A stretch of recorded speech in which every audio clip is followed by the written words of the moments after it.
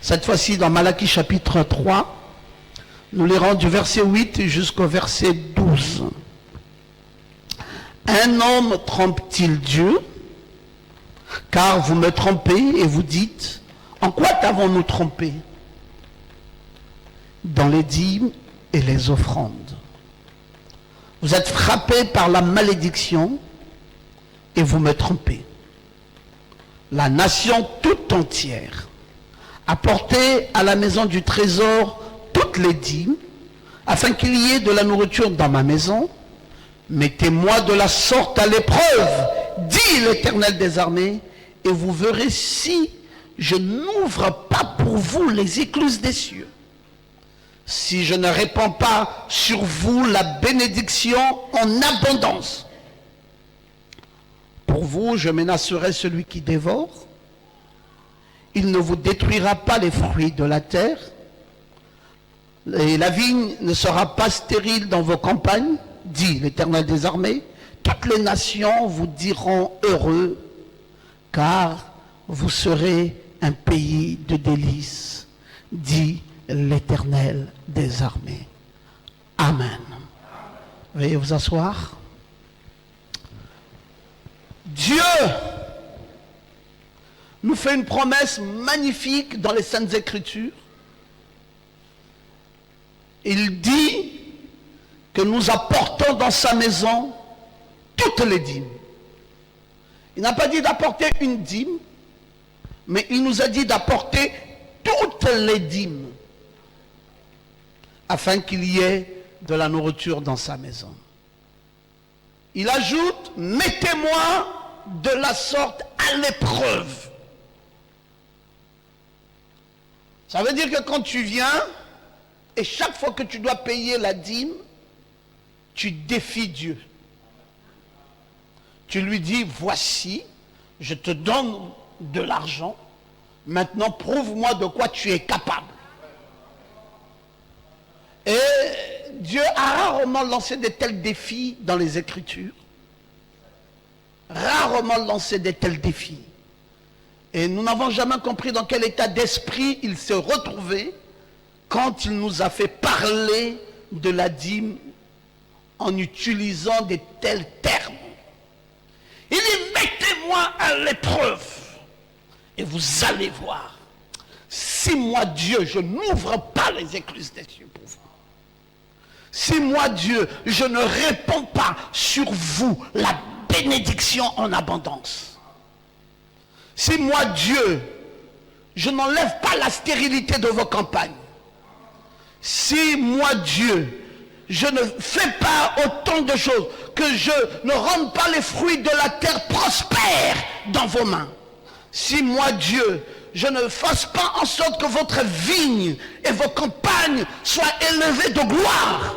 Si moi Dieu, je ne fais pas ceci ou cela, alors prenez-moi simplement pour un faux Dieu.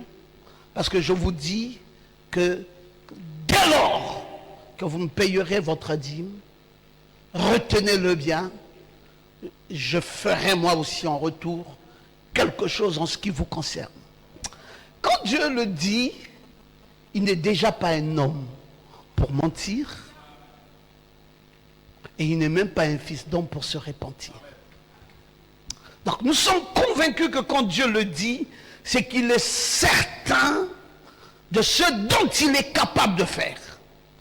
Il sait que quand un homme lui aura apporté sa dîme, eh bien lui, Dieu, comme il est le propriétaire de la terre, des cieux et de la terre, il a même dit que tout ce qui s'y trouve grâce à lui. C'est lui qui a fait toutes choses. Il a dit, j'ai créé les cieux et tout ce qui s'y trouve, la terre et tout ce qui s'y trouve, la mer et tout ce qui s'y trouve. Donc Dieu, il sait que tout ce qu'il y a, ça lui appartient et il est capable de gérer tout cela et envoyer ses grâces vers toi. Mais il ne veut pas simplement les envoyer comme ça, il veut être certain d'une chose, que tu peux toi aussi, un tant soit peu, répondre à une exigence, laquelle veut que tu ailles payer le prix.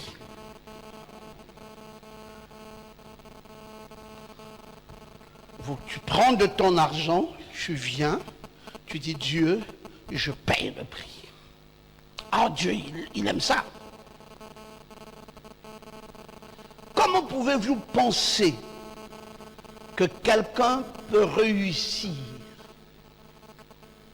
sur cette vie s'il n'est pas capable de pouvoir payer le prix? On avait posé cette question au médaillé des Jeux Olympiques de 1976, qui s'appelait Shun Fujimoto. C'était le médaillé des Jeux Olympiques en 1976. La question lui avait été posée de savoir comment a-t-il fait pour remporter le prix. Et les gens lui ont dit, parce que nous t'avons vu blessé au genou. Il dit, c'était pas facile. Quelqu'un d'autre aurait pu remporter ce prix, parce que toi, tu étais déjà blessé au genou. Il dit, c'est le vif désir. Le vif désir de remporter le prix qui m'a amené, moi, à me dépasser. Vous savez, si vous connaissez Dieu, et si vous savez ce que Dieu est capable de faire, dès lors que vous aurez payé votre dîme, mes frères, tout ce qui sera devant vous n'aura plus d'importance. Il y a une seule chose, c'est que vous allez vous surpasser, et il y aura un vif désir qui va vous hanter, le vif désir de voir Dieu ouvrir les écluses des cieux pour moi. Frère, ce n'est pas une petite chose. Vous voyez, le grand mal de nos jours, c'est que nous vivons avec des gens qui n'ont pas de défi, qui prennent toujours tout à la légère. Je viens à l'église, bon, si Dieu veut me bénir, il me bénit. S'il ne veut pas me bénir, bon, ça va, il n'avait qu'à faire comme il veut. Ah non! Je n'embrasse pas un Dieu qui me donne une opportunité d'être premier, et j'ai cette opportunité, et je viens pour dire que je sois le dernier. C'est lui qui dit, j'ouvre les écluses des cieux. C'est lui qui dit, je répands la bénédiction en abondance. C'est lui qui dit, vos campagnes ne seront pas stériles. C'est lui qui dit, vos vignes ne seront pas stériles. C'est encore lui qui dit, je menacerai, moi Dieu, celui qui dévore. Dieu me donne autant d'occasions. Et je suis là, je vais trottiner le pas avec ça pour dire, oh mon Dieu, tu vois, j'étais blessé et à cause de cette blessure, je n'ai pas pu me relever et courir. Tu n'as pas un vif désir. Fujimoto, celui qui a pris le prix de l'excellence des Jeux Olympiques de 1976, a dit, toutes ces blessures-ci n'ont plus d'importance quand je savais qu'il y avait un prix à remporter. J'ai tout oublié et je me suis battu jusqu'à me dépasser. J'aimerais être chrétien. En fait, quand je parle chrétien, je parle aux chrétiens du monde. Parce que cette caméra est là pour que les chrétiens du monde écoutent ce dont nous sommes en train d'enseigner. Pour que vous sachiez une chose, et une chose qui est certaine, c'est que vous n'avez plus le droit d'échouer dans votre pèlerinage terrestre. Et que si vous échouez, ça veut dire que Dieu n'est pas Dieu. Parce que je ne vois pas Dieu faillir.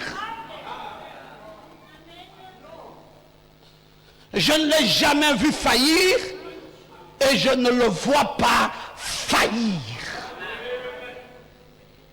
Il fera que même si ta vie était à ce petit niveau, parce que tu lui auras payé ta dîme avec le vif désir de voir les choses changer, que ça changera. On va dire, mais c'est pas vrai ça. La maladie elle est partie. Mais tous les médecins avaient dit que ça ne partira pas. Et Dieu a dit le contraire. Il a dit qu'il menacera celui qui dévore. Et il a dit que nos campagnes ne seront pas stériles. Il a prononcé la bénédiction et pas la moindre. Il a dit en abondance. Et moi, je le prends au mot. J'ai fait tout le désir possible, tout l'effort possible pour voir cette chose se réaliser dans ma vie. J'aimerais que tu lèves ta main droite et que tu dises Amen. Tu dois faire l'effort pour voir cette chose se réaliser dans ta vie. Maintenant, si tu n'aimes pas ta vie, vas-y faire comme tu veux. N'obéis pas à cette règle. Dors, prends ton argent, mange avec, même l'argent qui appartient à Dieu, mange avec, amuse-toi avec, parce que simplement, tu n'as aucun intérêt de voir ta vie fleurir. Et tu dis, bon, c'est trop difficile pour moi de faire encore un autre effort. Non, écoute, si j'ai pu avoir un peu d'argent comme j'ai là, c'est d'abord pour moi-même. D'accord, vas-y. Vas-y, si tu penses que c'est bien pour toi comme ça, vas-y. Mais les conséquences de cette affaire, c'est à toi de les assumer. Tu ne tiendras pas Dieu responsable de pareils échecs. Parce que lui, Dieu, il n'échoue jamais. C'est pour cela qu'il dit que cette dîme est importante. Il dit, ça bâtit l'homme. Ça bâtit le tabernacle. Ça bâtit la vie. Ça bâtit l'être. Ça bâtit tout. Dans la 16e révélation, il dit, la dîme bâtit le tabernacle.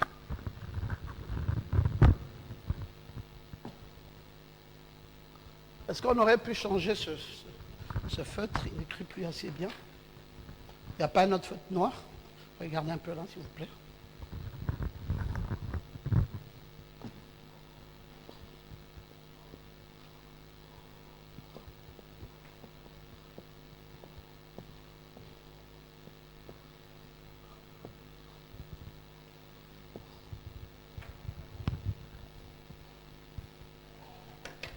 Dès lors que nous apportons notre dîme à l'homme de Dieu, nous sommes en train de bâtir, en d'autres termes, notre tabernacle. La dîme n'est pas de l'argent qui va dans une caisse de construction. Ça n'a jamais été le cas. Mais ça va chez l'homme de Dieu, et quand ça va chez l'homme de Dieu, ça bâtit le tabernacle. Et ça bâtit le tabernacle dans tous les sens. Dans le sens de la parole, dans le sens de la spiritualité, dans le sens de la gloire et même dans le sens du succès. Frère Branham dit, dans le péché impardonnable, je suis allé là et j'ai travaillé durant la crise économique. Les gens ont apporté leurs dîmes. Au lieu de les conserver sans les utiliser, puisqu'ils me les ont apportés, j'y ai mis mes propres dîmes et offrandes et de l'argent, et nous avons bâti ce tabernacle. Vous voyez, l'homme de Dieu, quand il est nourri convenablement, alors il sait aussi nourrir la maison de Dieu. Et c'est ce qui fait que l'œuvre de Dieu avance. Il y a beaucoup d'œuvres de Dieu qui n'ont jamais su avancer simplement parce que la dîme n'était pas apportée comme cela se fallait. J'y ai mis mes propres dîmes. Il les a reçus. Il dit gloire à Dieu. J'y ai mis mes propres offrandes. J'y ai mis de l'argent que je gagnais dans le service d'électricité ou dans le service de garde des chasses publiques. J'y ai mis tout cet argent. Et il dit, et nous avons bâti le tabernacle. C'est important de savoir que cet argent appelé la dîme bâtit quelque chose qui fait que Dieu est glorifié dans ce qui se fait. Je vous ai dit que si vous voulez voir quelque chose de glorieux, même dans la maison de Dieu, arrêtez de désobéir à Dieu, surtout pas quand il s'agit de payer sa dîme. Quand vous allez voir un vainqueur, vous allez comprendre que quiconque court dans la voie de la victoire ne ressent plus jamais en lui de la douleur. Je vous ai pris l'exemple ici de ce japonais, Fujimoto, qui même blessé, pouvait se battre malgré qu'il y avait la douleur, il n'y sentait plus rien parce que l'objectif c'est d'y arriver. Notre objectif en tant que serviteur de Dieu, et ce qui a toujours animé le cœur d'un vrai homme de Dieu, c'est qu'il ait les moyens conséquents pour que la maison de Dieu soit bâtie. Ah, l'homme de Dieu, il vivra pour ça. Si c'est un vrai homme de Dieu, il vivra dans l'intérêt de voir la maison de Dieu être bâtie. Ah, quelquefois on va dire, mais il a de l'argent, on a payé la dîme. Oui, vous allez voir petit à petit comment des changements vont s'opérer, surtout des changements du tabernacle, et vous allez voir comment les choses vont se mettre en place, parce que l'âme d'un homme de Dieu, c'est cela. Il ne va pas sentir la joie d'exercer en tant que serviteur de Dieu aussi longtemps qu'il n'a pas vu la maison de Dieu être bâtie. C'est une préoccupation majeure chez tout vrai homme de Dieu. Voir la maison de Dieu être bâtie. Et il y mettra tout ce qu'il recevra dans le sens d'amener cette maison de Dieu à être bâtie. La 17e révélation, le prophète nous parle de payer la dîme par anticipation.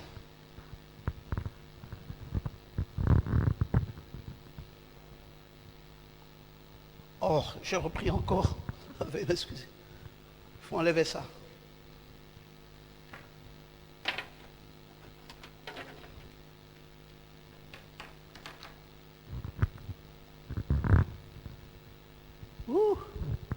Qu'est-ce qui ne va pas avec ces feutres?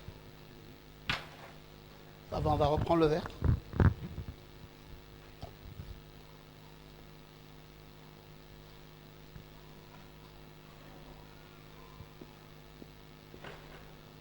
Payer la dîme par anticipation.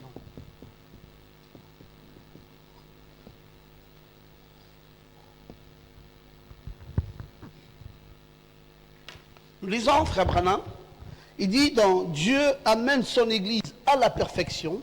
Il dit, rappelez-vous que Lévi avait payé la dîme quand il était dans les reins de son grand-père. Abraham paye la dîme. Abraham va engendrer Isaac. Isaac va engendrer Jacob. Jacob va engendrer, donc Jacob qui devient Israël, va commencer par donner naissance aux 12 tribus des enfants d'Israël. Et par là arrivera cette belle tribu de Lévi. Mais Lévi, depuis Père Abraham, quand il a payé la dîme, frère Branham nous dit que Lévi avait payé la dîme alors qu'il n'était que dans les reins de son grand-père, qui était Abraham. Quand il était dans les reins, non pas de Sarah, mais d'Abraham, c'est par là que commence la vie. C'était son grand-père. Et il a payé la dîme depuis dans les reins de son grand-père. Vous voyez comment une dîme peut-elle être payée avant même que la personne n'y soit présente?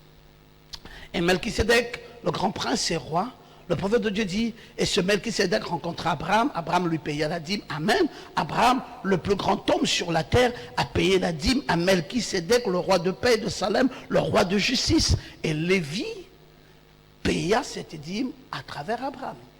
Donc, c'était une dîme par anticipation, et c'est d'ailleurs ce qui va expliquer bien plus tard que Lévi soit mis à l'écart quant au fait d'apporter aux autres tribus leur dîme, mais que plutôt les autres apportent à Lévi. Et c'était ça la loi mère établie en Israël, selon que Lévi, lui, dans son campement, il devait être au centre du tabernacle, et les autres campaient tout autour et accomplissaient un grand travail et y apportaient à Lévi, dont le travail était pour la sacrificature et dont le travail était réservé dans la maison du Seigneur. C'est des lois que Dieu a établies comme cela, et parfois on peut se poser la question de savoir est-ce que Dieu avait qu'est-ce qu'il avait trouvé en mieux dans cette tribu de Lévi pour les mettre à l'écart et pour leur donner un privilège, si on va appeler ça comme ça, un privilège. Mais Dieu savait que le travail qu'ils accompliraient sera un travail difficile et que parfois même il leur avait été très difficile d'aller à nouveau se mettre à chercher comme tout le monde, et il fallait qu'ils soient mis à l'écart pour le grand service divin. Dans la 18e révélation, le prophète de Dieu dit la dîme de l'argent destiné à l'œuvre missionnaire.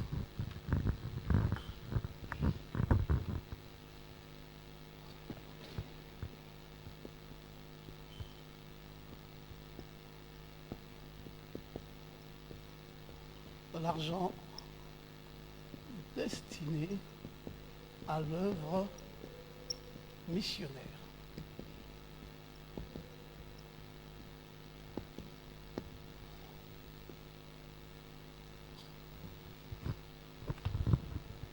Lisons le prophète. La seconde venue. Je n'ai jamais vu, je n'ai jamais de ma vie prélevé une offrande. Je ne l'ai jamais fait de ma vie. Mais dans mon église où j'étais pasteur comme prédicateur baptiste, pendant 12 ans, je n'avais jamais reçu un sou de salaire. Je travaillais pour les autres. Le Seigneur m'a pour sa subsistance, et peut-être parfois je vois un petit quelque chose qui doit être fait, une pauvre femme qui n'a pas de charbon ou quelque chose comme ça. Je ne prends pas cela de ce qui est destiné à l'œuvre missionnaire. Je prends cela de mon propre argent parce que c'est l'argent de Dieu, c'est l'argent destiné à l'œuvre missionnaire. Et je pense que les dîmes et les choses semblables, nous devrions être très stricts sur ce que nous en faisons parce que c'est l'argent de Dieu. Donc, vous voyez l'attention d'un prophète et la concentration d'un prophète en fonction de ce qu'il recevait de Dieu. On peut dire, mais tout l'argent que nous recevons, c'est de l'argent que nous recevons de Dieu, parce que c'est Dieu le pourvoyeur, c'est bien vrai, mais frère Branham, dans sa position exceptionnelle d'un homme, d'un grand homme de Dieu, d'un homme qui craint l'Éternel, faisait une petite différence entre de l'argent qu'il gagnait lui-même ça et là, par ses œuvres, et de l'argent qu'il recevait de la maison du Seigneur. Et il disait que cet argent qu'il recevait de la maison du Seigneur l'amenait à plus de crainte, et il voulait, quand il avait des besoins perso, il voulait utiliser de l'argent qu'il avait travaillé ça et là, mais quand il s'agissait de l'argent perçu par la dîme, il voulait mettre cela à contribution pour davantage développer le royaume, pour davantage étendre le royaume de Dieu, davantage étendre l'évangile et davantage développer l'œuvre missionnaire. Et frère Branham pensait pour sa part qu'il serait judiciable de se comporter comme ça vis-à-vis de l'argent de la dîme qu'il percevait de la maison du Seigneur. Et ce prophète nous enseignait. C'est pour cela, mes amis, un homme de Dieu réel, vous allez toujours constater qu'il peut avoir de l'argent qu'il perçoit de la dîme, mais vous allez voir qu'il sera toujours en champ missionnaire. Ah, il est allé là pour prêcher l'évangile. Et il ne viendra pas vous dire, écoutez, cotisez de l'argent pour que j'aille accomplir une telle mission du Seigneur, ça et là. Il prendra l'argent qu'il aura perçu de la dîme pour aller accomplir une mission dans un pays donné. Il prendra de cet argent, il va encore accomplir une autre mission dans un autre pays donné et il donnera le meilleur de lui-même parce que ça produit aussi des bénédictions par vous qui participez en même temps par le paiement de cette dîme. Donc vous voyez, dès lors que vous avez payé votre dîme et que ce serviteur de Dieu se déplace pour aller prêcher l'évangile, pendant qu'il est même en train de prêcher l'évangile, vous êtes en train de prêcher l'évangile avec lui. Parce que votre argent est entré en ligne de compte dans l'évangile qui devrait être prêché à cet endroit-là. Donc, vous voyagez avec le serviteur de Dieu, votre argent voyage avec le serviteur de Dieu, et votre argent, c'est vous-même. Vous voyagez avec l'homme de Dieu et vous participez également à l'œuvre missionnaire grâce au fait que vous avez donné de votre argent.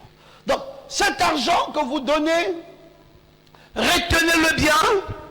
Ce n'est pas simplement de l'argent que l'on donne parce qu'on veut rendre l'homme de Dieu gras, on veut rendre l'homme de Dieu plus qu'à l'aise, mais c'est surtout aussi beaucoup plus parce que nous voulons que cet argent aille et à travers ça, l'homme de Dieu prêche à d'autres peuples, à d'autres nations et que l'œuvre missionnaire s'agrandisse. Et il y a une bénédiction dans ça. Et le prophète nous a donné aussi la 18e révélation au sujet de ces dîmes.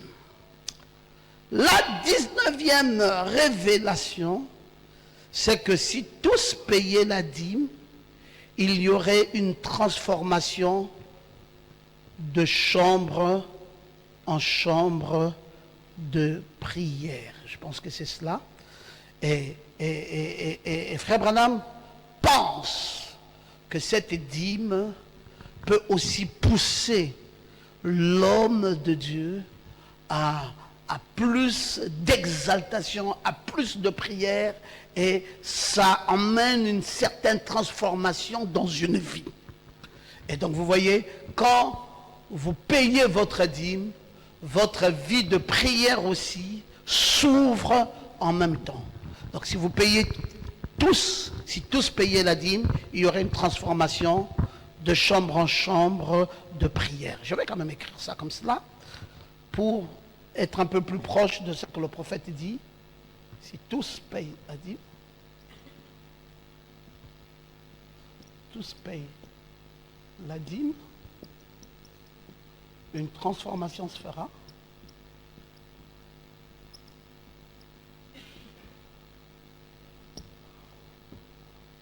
Une transformation vers la prière. Je vais mettre ça comme ça.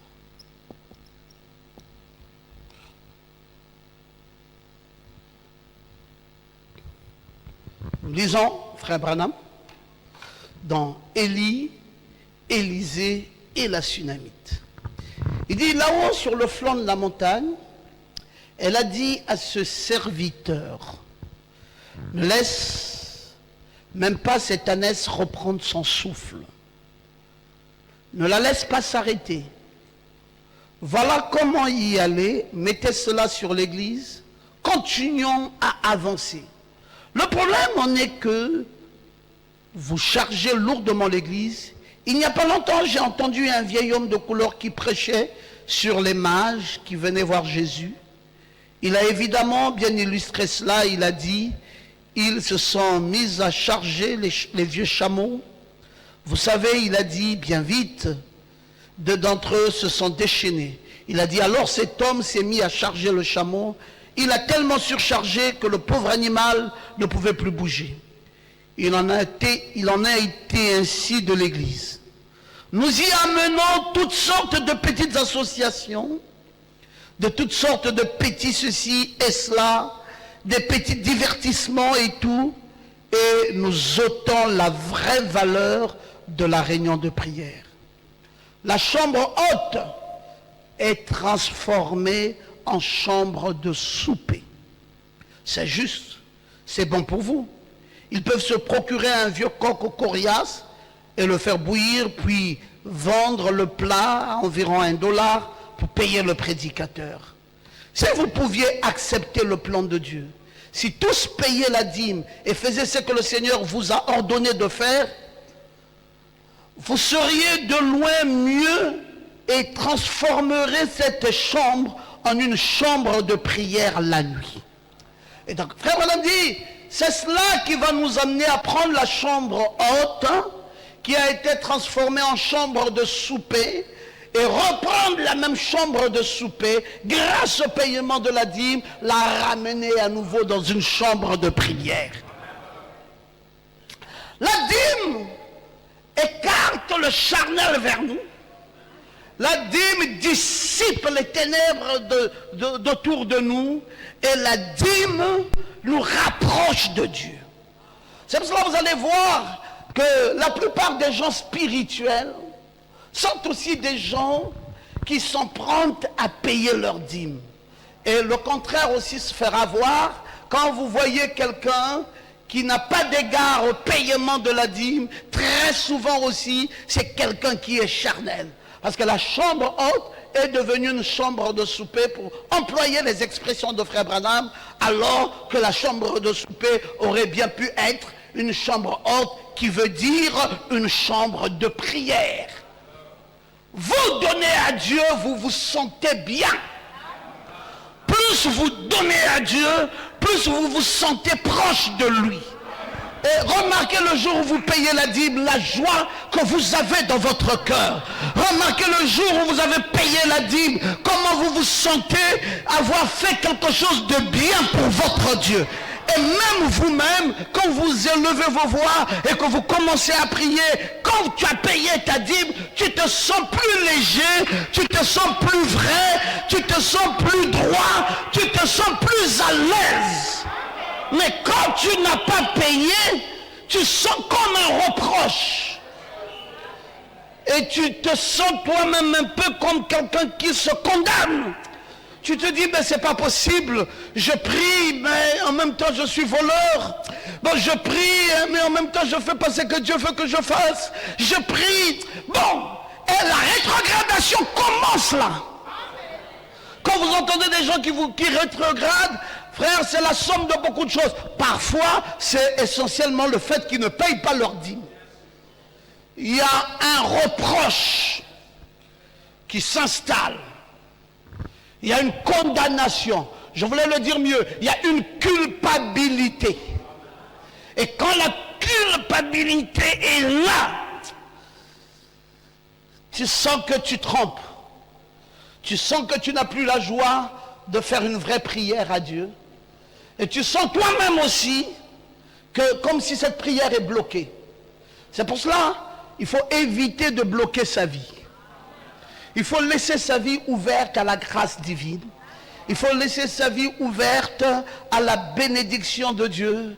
Payons le prix de cela. La spiritualité, c'est un prix à payer.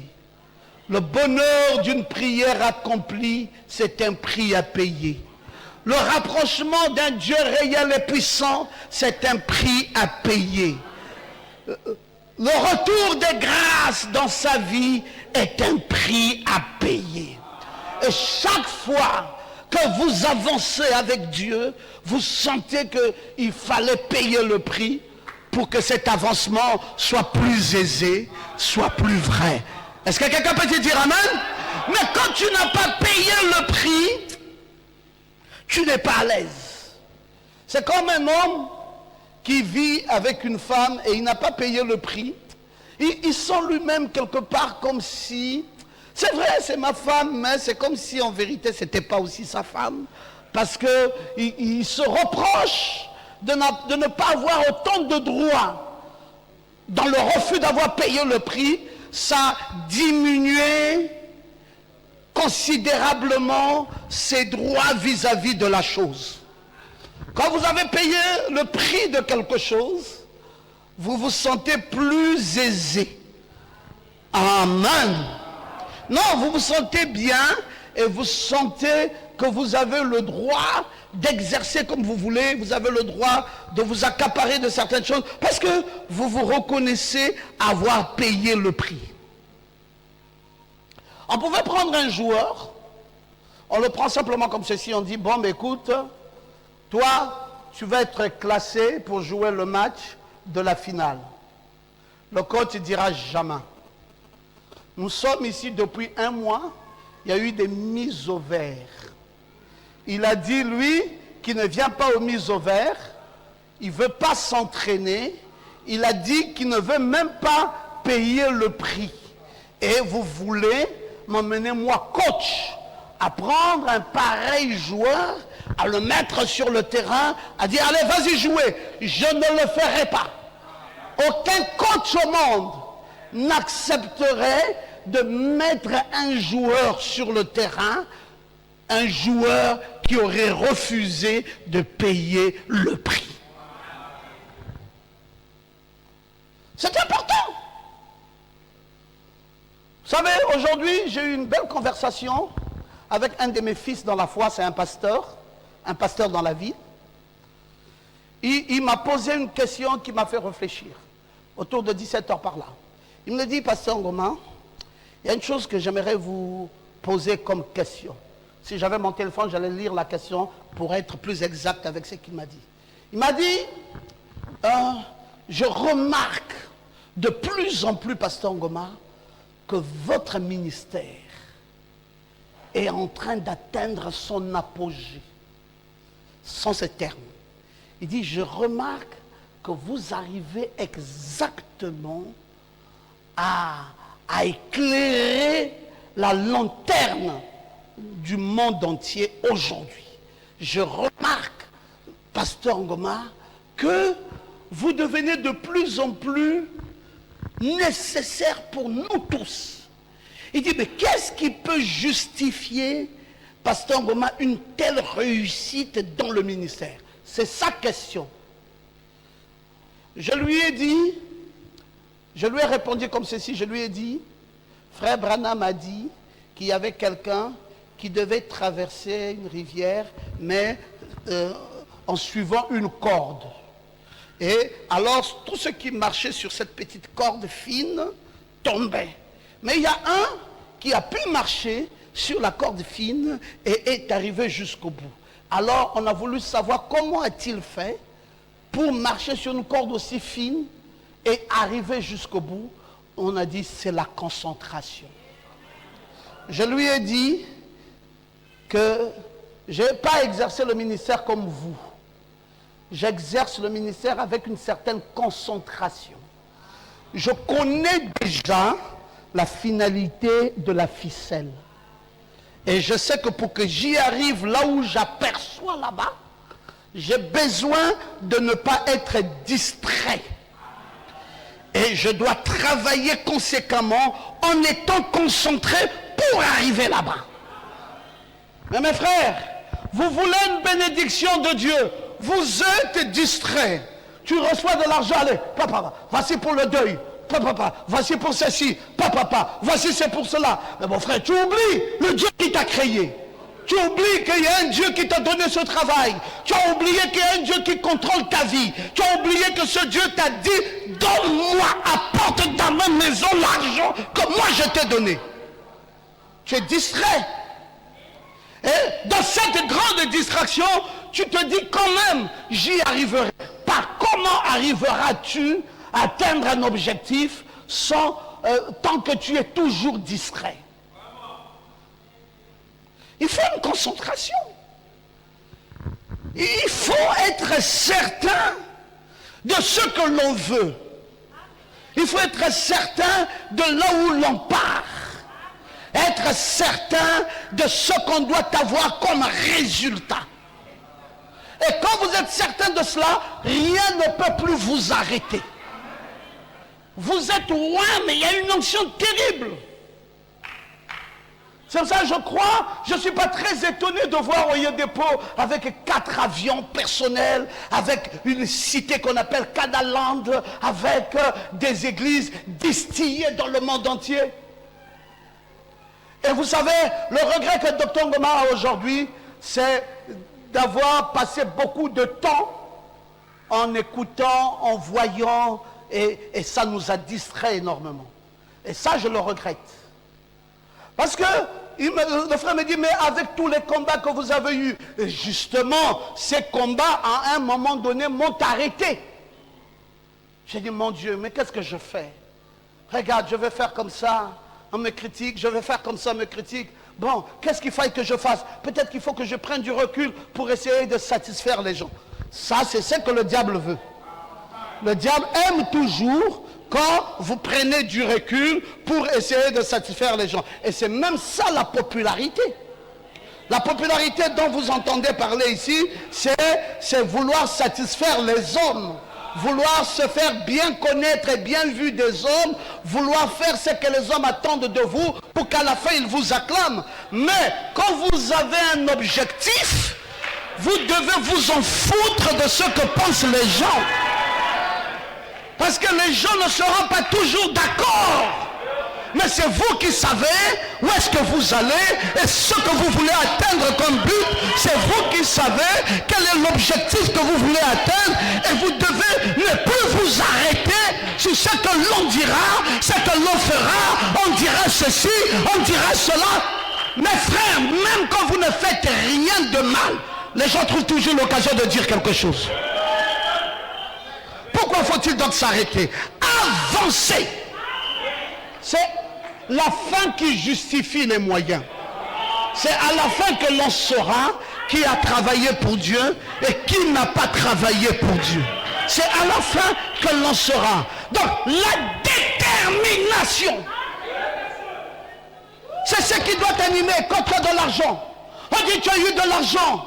Mais regarde, tu as eu de l'argent. Et puis il y a un problème ici dans la maison. Tu dis oui, j'ai eu de l'argent. Problème ou pas problème, voici d'abord la part de Dieu. Dis, mais pourquoi tu fais ça? Je fais ça parce que je sais ce que je veux. Je fais ça parce que je suis résolu d'aller quelque part. Quand je serai malade, aucun de vous ici ne viendra me secourir. Je ferai encore recours au même Dieu. Quand j'aurai un problème ici, personne de vous ne viendra. C'est le même Dieu là qui viendra. Laissez-moi traiter mes factures avec Dieu, que je sois en harmonie parfaite avec mon Dieu, et le reste, bon, on verra.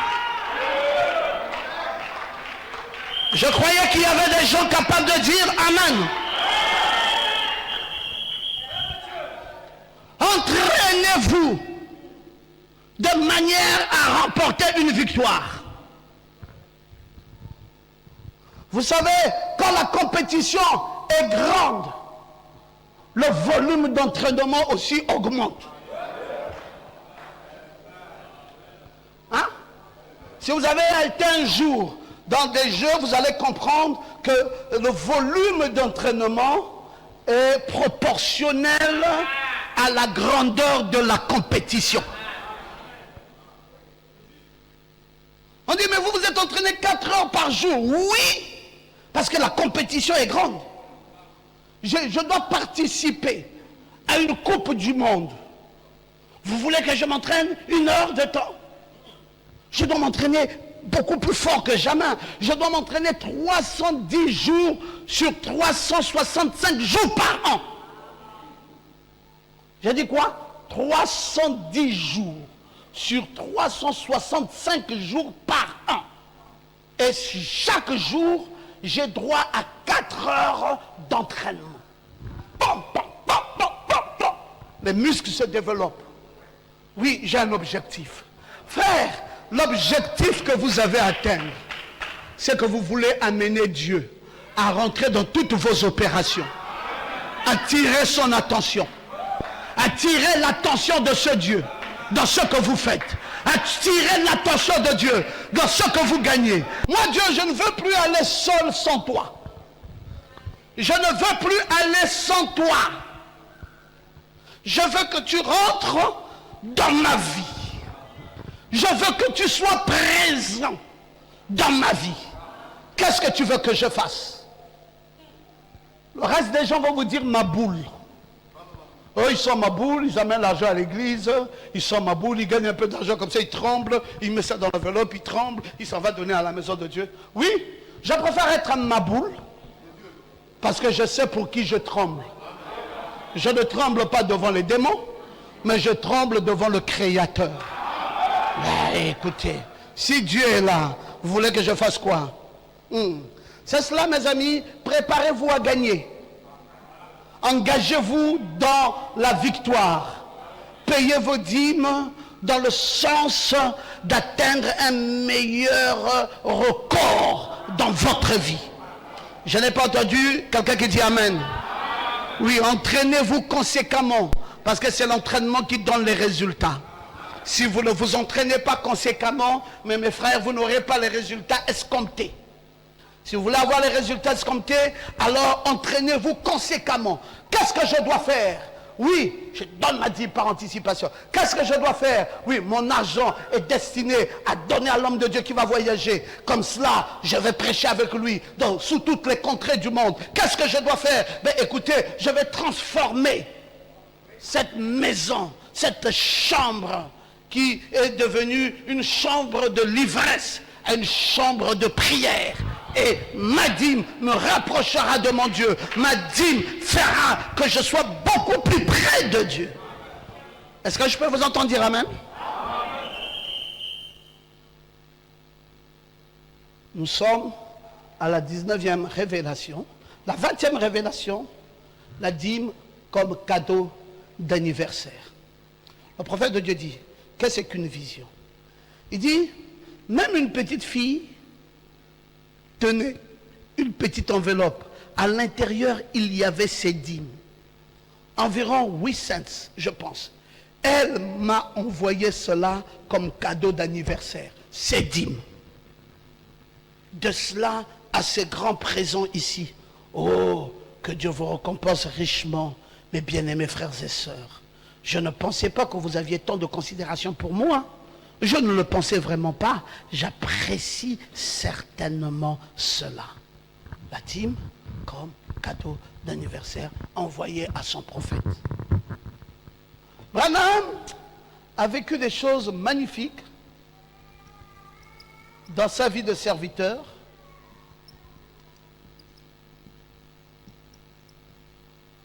Et il n'a pas caché de nous dire toutes ces choses. Et nous avons pris tout ce qu'il nous a dit comme une parole inspirée, comme une révélation, et nous avons considéré notre prophète dans les moindres détails de paroles qu'il a prononcées. Et nous avons su que c'était Dieu qui voulait que nous sachions comment considérer l'argent et comment considérer les événements, comment considérer les opportunités offertes par le même Dieu pour l'utilisation, l'emploi de l'argent qu'il aurait mis à notre disposition. Magnifique, il recevait les dîmes. Et il dit, comme cadeau d'anniversaire, une petite fille le lui en a donné. Il dit, oui, c'est ton anniversaire, mais moi je vais payer ma dîme. Et tu prends cette dîme comme un cadeau d'anniversaire. Frère Branham reçoit ça, il dit, béni soit le nom de l'Éternel. Et j'ai pris ça à ce titre. Pas pour dire que vous allez donner maintenant votre dîme comme cadeau d'anniversaire à quiconque. Ici, Frère Branham est considéré comme le pasteur à qui l'on apporte sa dîme et on donne à son pasteur la dîme à une occasion d'anniversaire. Quelqu'un, une petite fille, elle est heureuse de faire une chose pareille. C'est magnifique. Je peux m'imaginer cette petite fille en train d'économiser son argent tout le temps. Tout le temps, elle dit, je me pointerai devant le prophète en son jour anniversaire et je lui donnerai cette dîme comme cadeau d'anniversaire.